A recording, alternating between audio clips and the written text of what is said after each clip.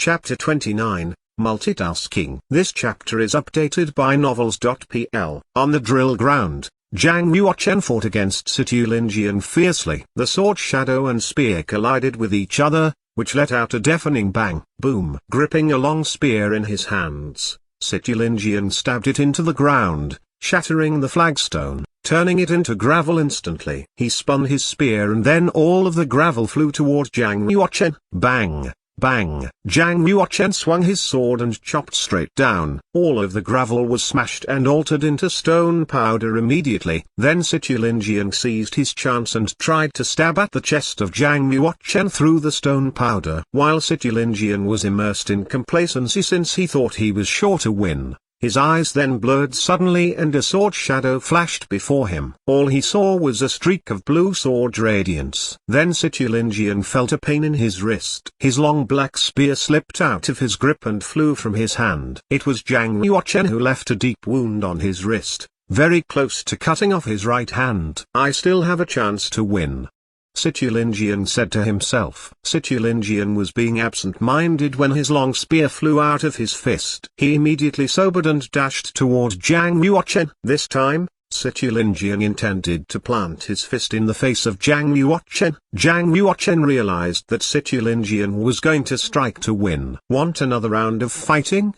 Zhang Yuochen asked. With one hand holding his sword, Zhang Yuochen used his other hand to use the first palm of the dragon and elephant prajna palm, elephant galloping. He bent his body and charged forward. After giving one palm, he unleashed the strength of 16 bulls. When Zhang Yuochen shook his arm, a loud screech broke out from the blue water sword. It looked like the landscape of a white rainbow crossing the sun, casting 7 sword shadows onto the ground. The sacred sword skill. The sacred breaking plum sword.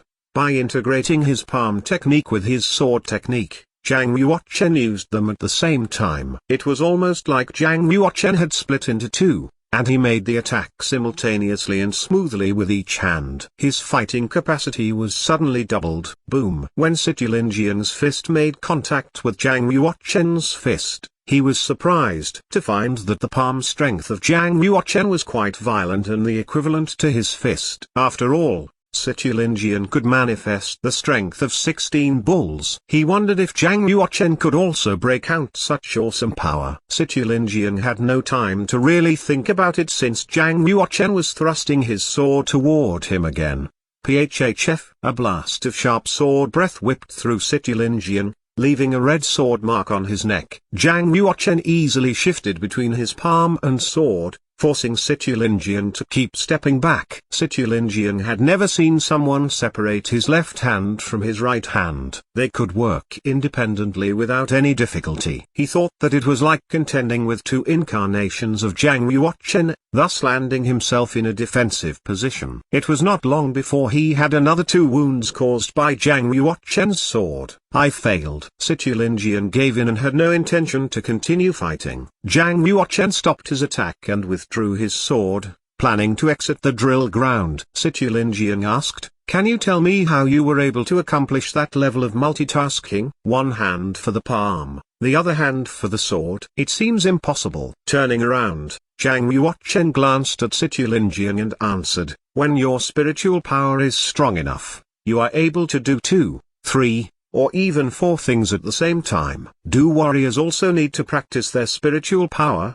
Situlinjian asked. "You can practice if you want. You can choose not to practice if you want. Your choice is your own," Zhang Yuochen replied coolly. In Kunlun's field, only weapon refiners, alchemists, and tammers often practiced their spiritual power. Only after your spiritual power had become strong enough would you be able to depict the inscription and refine the genuine martial arms and panaceas. In the meantime, only when one's recorded inscription was in the body of the savage beast were you able to tame them to be your flying mount or war beast. Generally speaking, warriors did not bother with practicing their spiritual power as it was a time-consuming process. Actually, with the enhancement of martial arts cultivation, a warrior's spiritual power would also improve, but fairly slowly. If the warrior did not practice their spiritual power purposely, they would not attain that level of multitasking until they arrived at the heaven realm. In his last lifetime, Zhang Yuochen practiced both his martial arts and spiritual power. Notably, the strength of his spiritual power had entered into a high realm. In this lifetime,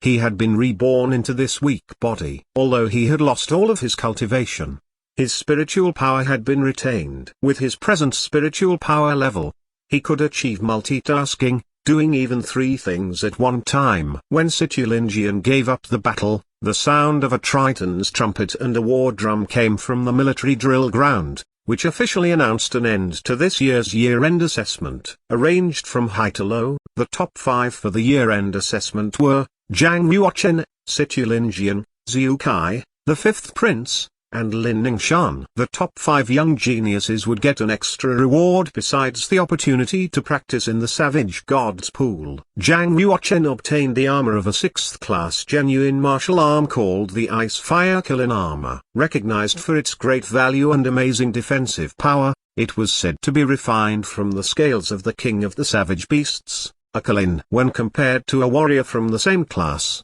the armor was considered more valuable than the soldier. Namely, the value of the armor of a 6th class genuine martial arm was equal to a soldier of the 7th class genuine martial arm. At a cost of at least 1,000,000 silver coins, this Ice Fire Kilin armor is comparable to a martial technique of the low class of the spiritual. It's even scarce for the royal family in the Yunwu commandery. I can't believe such a treasure was given to me as a reward for first place. Zhang Yuochen was astonished and looked at the Yunwu commandery prince, who was standing on the top. After pondering for just a moment, he understood immediately. After all, Zhang Yuochen was the son of the Yunwu commandery prince. The precious Ice Fire Kilin armor, though it was presented to him, still technically belonged to the royal family. If Situlingian had ranked first place, he would not have been rewarded the same treasure. It would have been another treasure, inferior to the Ice Fire Kilin armor. Perhaps the Yunwu commandery prince felt regret for Zhang Yuochen and concubine Lin, thus rewarding the Ice Fire Kilin armor to Zhang Yuochen as a form of compensation for his faults over the past years. The Ice Fire Kilin armor was an armor that only covered one's upper body. When Zhang Yuochen injected his genuine qi into the armor, the Ice Fire Kilin armor appeared blue and red instantly, emitting a combined power of icy cold and roaring flame. Humphrey. Upon seeing Zhang Yuochen wearing the Ice Fire Kilin armor, the queen, sitting at the top, pulled a long face and looked quite serious. With a murderous intent flashing across her eyes, she stood up from her seat. The queen swung her sleeves and turned away, turning her back on the drill ground. The 5th prince and the 6th prince all glared at Zhang Yuochen with great jealousy and admiration. Harboring resentment in his heart, the 5th prince said with a grim smile, "It doesn't matter how gifted he is in practice. The more outstanding he does, the sooner he will die. Wait and see. I believe our queen won't let him reach his potential. Even if he is extremely talented, he still falls far behind our 7th brother. Even his favorite woman will marry our 7th brother as his side imperial concubine. That's nothing." The 6th prince laughed coldly. Actually, they just spoke out of jealousy. However, jealousy was the source of their hatred. The Savage Gods pool was one of the most precious and treasured places of the royal family. It took hundreds of years for the pool to catch tens of thousands of savage beasts and to collect their blood from the past, which then changed into a vast blood pool. That was why it was named the Savage Gods pool. Only the most outstanding geniuses were allowed to practice in the Savage Gods pool. The Savage Gods pool was beneath the Imperial Ancestral Temple. The ceremony of worship was held annually in the Imperial Ancestral Temple, where people would kill savage beasts to replenish the Savage Gods pool with fresh blood. A mysterious power came into being when the blood from the sacrifice blended with the Savage Gods' existing pool. Therefore, the young warriors who practiced in the Savage Gods pool absorbed the essence of blood, and it would build up their body of martial arts, opening up more meridians.